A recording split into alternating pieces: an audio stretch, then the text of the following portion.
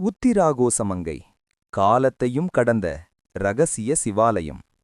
ராமநாதபுரம் மாவட்டத்தில் பச்சை மரங்களும் அமைதியும் சூழ்ந்த ஒரு சிறிய ஊரில் உத்திராகோசமங்கை என்ற புனித நிலம் உள்ளது. இந்த இடத்தில் இருக்கும் சிவன் கோவில் உலகத்தில் மிகப் பழமையான சிவாலயங்களில் ஒன்று என்று சொல்லப்படுகிறது. இக்கோவில் மற்ற சிவாலயங்களைப் போல இல்லை, ஏனெனில் இங்கு சிவனின் இரகசியங்கள் இன்னும் உயிருடன் இருக்கின்றன. ஆதிகால சிவபூஜை. அகத்திய முனிவரின் கதயம்.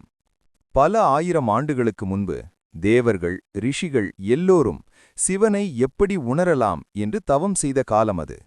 அந்த தவத்தில் முன்னணியில் இருந்தவர் அகத்திய முனிவர்.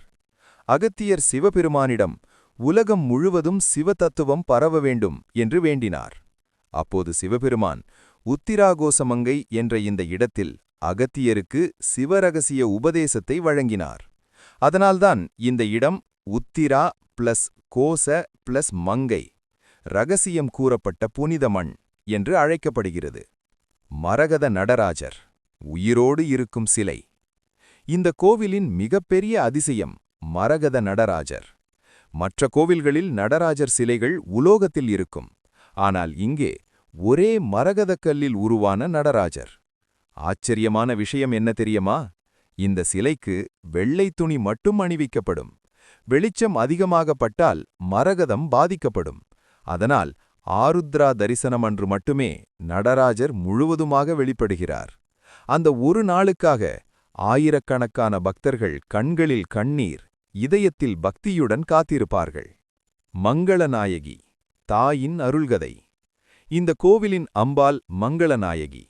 சிவனை திருமணம் செய்வதற்காக பார்வதி தேவி இந்த இடத்தில் தவம் செய்ததாக புராணங்கள் சொல்கின்றன.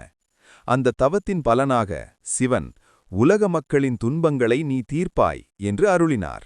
அதனால் இன்று கூட திருமணத் தடை, குழந்தை பாக்கியம், குடும்ப அமைதி என்று வேண்டுபவர்கள் மங்களநாயகியை மனமுருகி வழிபடுகிறார்கள். காலத்தை எதிர்த்து நிற்கும் கோவில். இந்த கோவில் 3000 ஆண்டுகளுக்கு மேல் பழமையானது. சோழர், பாண்டியர், நாயக்க காலங்களை கண்டது. யுகங்கள் மாறினாலும் சிவபக்தி மட்டும் மாறவில்லை.